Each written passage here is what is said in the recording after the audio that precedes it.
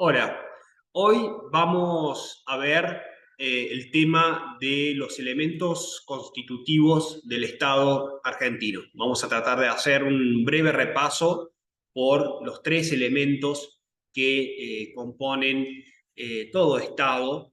Todo Estado moderno se caracteriza por la presencia de tres elementos, de acuerdo a la teoría del Estado clásica, desde Kelsen, Jelinek, Heller identifican tres elementos que son el territorio, la población y el poder.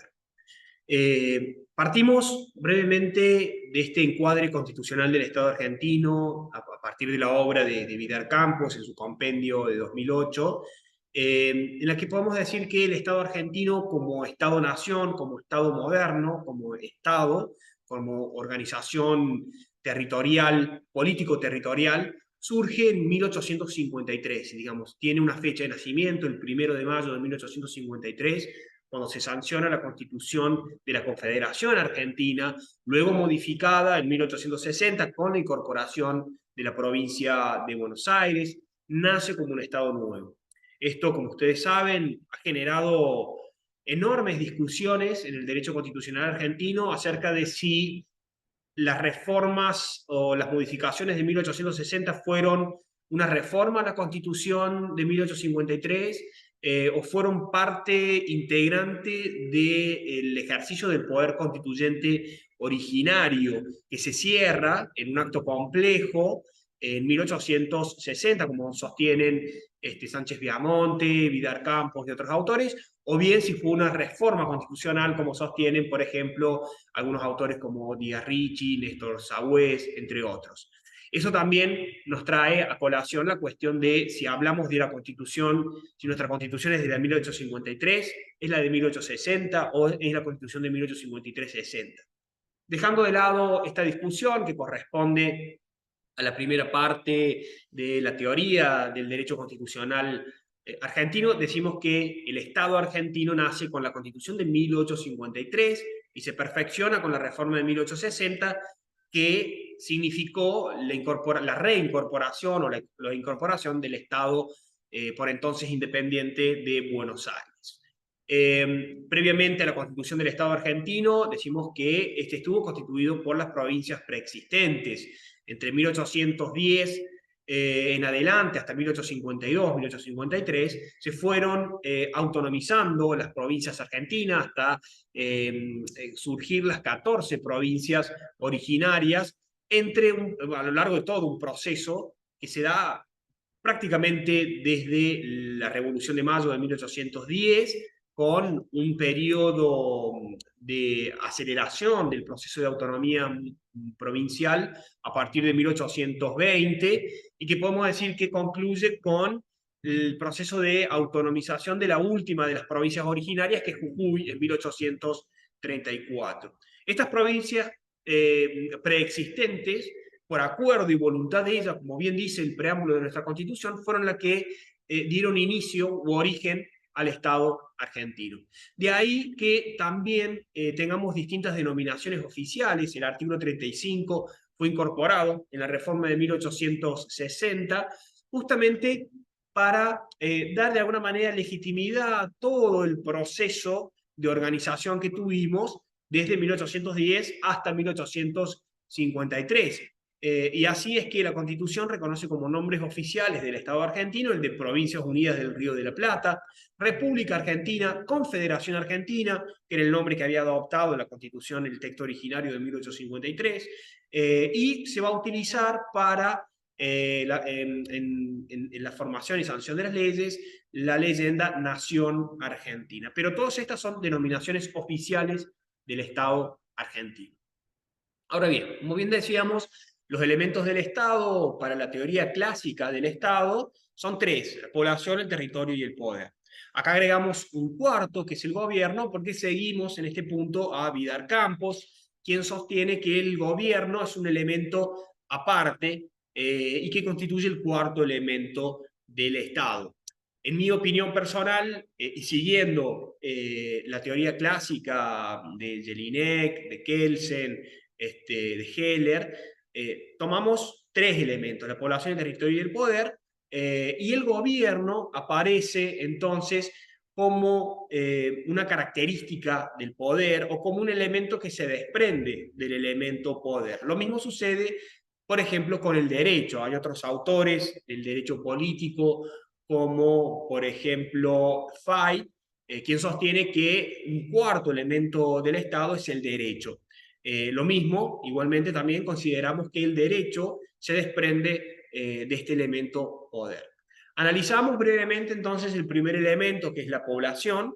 Decimos que la población es el conjunto de personas que en convivencia componen nuestra sociedad formada por nacionales y por extranjeros. Entonces, cuando hablamos de población tenemos que distinguir aquellos que son habitantes, es decir, aquellos quienes habitan con permanencia habitual y estable, lo que generalmente desde el derecho denominamos pueblo. Recordemos que pueblo es un concepto amorfo, muy difícil de definir. También encontramos a los residentes sin habitualidad permanente, encontramos a la población formada por transeúntes, es decir, aquellos que son aquellos quienes, mientras se hallan en territorio argentino, son titulares de derechos y obligaciones, es decir, aquella persona que solamente está transitando el territorio.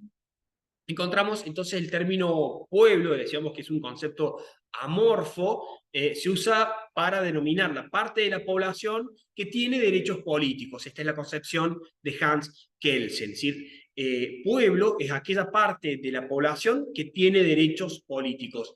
Pero además también Kelsen distingue desde un aspecto pasivo y otro activo. El pasivo es aquellos que tienen los derechos políticos y el pueblo activo es aquel que ejerce esos derechos políticos. Entonces, desde esta perspectiva, podemos decir, desde un término más netamente técnico, que el pueblo es el cuerpo electoral, es decir, todos aquellos que están registrados en el padrón electoral y que por tanto están habilitados para emitir el más eminente de los derechos políticos, que es el sufragio. La nación, en cuanto a comunidad de personas que en sentido sociológico tienen la misma nacionalidad, que no se organiza ni se transforma en Estado. Hablamos de tres conceptos distintos: pueblo, nación y Estado, cada uno con su individualidad. El pueblo, que en sí mismo es una masa o un conjunto heterogéneo de personas, que es difícil de definir porque presenta esta característica de ser amorfo, cuando toma conciencia de pertenecer a una comunidad, se transforma en nación. Esta nación no necesariamente tiene que tener la intención de transformarse en un Estado. Muchas veces se ha dado como ejemplo en el derecho, por ejemplo, la nación judía, que durante mucho tiempo no estuvo constituida en un Estado, pero se reconocía como nación. O las minorías étnicas dentro de un Estado-nación que se reconocen como parte de una comunidad, pero no tienen pretensiones de conformarse en un Estado.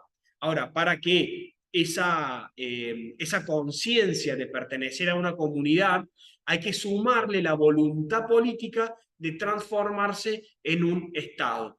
Y acá surge el Estado-nación. Ahora bien, ¿cuáles son las expresiones que utiliza la Constitución Nacional? Bueno, la Constitución Nacional encontramos distintas expresiones. Una de ellas es pueblo, que la encontramos ya en el preámbulo, no los representantes del pueblo de la nación argentina. También está en el artículo 22, en el artículo 33 y en el artículo 45 de nuestra Constitución. Se discute si se refiere a toda la población o solo una parte de ella, y en la mayoría de estos artículos pareciera que se refiere al pueblo como cuerpo electoral, salvo en el caso del preámbulo, cuando habla de los representantes del pueblo de la nación argentina, está haciendo referencia a todos los que habitan dentro del territorio, no solamente el cuerpo electoral. También utiliza el término habitantes, por ejemplo, lo encontramos en el artículo 14, 16, 17, 18, 19 y el 45. ¿Sí? En principio, comprende a cualquier persona, incluyendo a los transeúntes. En algunos casos, la palabra habitante solo se refiere a los residentes, es decir, aquellos que tienen residencia permanente en el país. Por ejemplo, el artículo 45, cuando utiliza este término con el fin de determinar la base poblacional para elegir diputados. ¿No? Hay una noción más restringida. Luego también encontramos la expresión población en el artículo 4, cuando habla de la conformación del Tesoro Nacional, utiliza la palabra población, que es quien debe pagar los impuestos y contribuciones. Acá sí lo encontramos en un sentido muy amplio, porque incluso hasta los transeúntes tienen la obligación de pagar impuestos y contribuciones. También encontramos la palabra ciudadanos en el artículo 8, 20, 21, 89, 116, donde encontramos, sin embargo, que no hay un uso o una definición clara del término ciudadanos. También encontramos la expresión argentinos en el artículo 29, en el famoso artículo 29, que hace referencia, cuando hace referencia a la vida, el honor o la fortuna de los argentinos, y comprende tanto a los argentinos nativos como a los argentinos por opción. También aparece la palabra o la expresión extranjeros en el artículo 20, que podemos definirlo desde un aspecto o de una concepción negativa, es decir, aquellos que no son argentinos, y acá nos lleva a otra distinción que vamos a pasar a hacer seguidamente, que es la de la ciudadanía, que la vamos a ver a continuación. Después, por último, utiliza la expresión vecinos en el artículo 116. Este es un término que tiene mucha significancia, sobre todo en el derecho público provincial y municipal, donde no hay distinción de ciudadanías provinciales, sino de la vecindad. Y la vecindad hace referencia al lugar donde está afincada, o donde tiene residencia, o donde vive habitualmente la persona. Decíamos recién entonces que existe esta cuestión diferente de la ciudadanía, ¿no es cierto? ¿Quiénes son ciudadanos argentinos? Esto está regulado por una legislación especial. Recordemos además que la Constitución Nacional otorga al gobierno federal como facultad privativa y exclusiva del gobierno federal regular la ciudadanía. A diferencia de lo que pasa, por ejemplo, en otras federaciones como en Estados Unidos, donde los estados tienen facultades para regular en materia de ciudadanía. En Argentina esto no sucede, es una competencia delegada por las provincias al gobierno federal de manera privativa y exclusiva. Esta ley, la 346, que data desde 1869, distingue tres categorías básicas de argentinos: el nativo, el por opción y los naturalizados. Los nativos son todas las personas nacidas en el territorio de la República con independencia de la nacionalidad de los padres, es decir, quien haya nacido en el territorio. Con excepción de los hijos de ministros extranjeros y miembros de legaciones extranjeras residentes en la República, que por una cuestión de derecho internacional se reconoce a esas personas la nacionalidad de sus padres.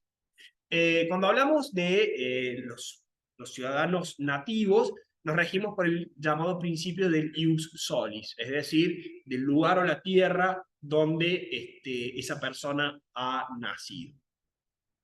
También tenemos la categoría del ciudadano por opción, que son hijos de argentinos nativos que, habiendo nacido en el extranjero, eligieren la ciudadanía de origen de sus padres, con excepción de los hijos de ministros extranjeros y miembros de delegaciones extranjeras, por supuesto.